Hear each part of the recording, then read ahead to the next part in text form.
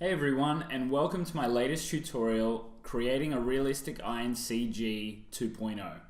It has been 5 years since the release of my original eye tutorial. Since then, there are now new online resources available and my workflow and skills have become more refined. The eyes are the most important part of a character, especially when dealing with a realistic portrait. In this tutorial, I go over the entire process of creating the eye. It includes modeling, texturing, and look development. I also integrate the eye with a human face, where I show you how to rebalance your textures, as well as creating the caruncle and the meniscus. These are all vital steps in generating a realistic eye. The tutorial has just under 4 hours of recorded video with audio, where I explain my every step of the process.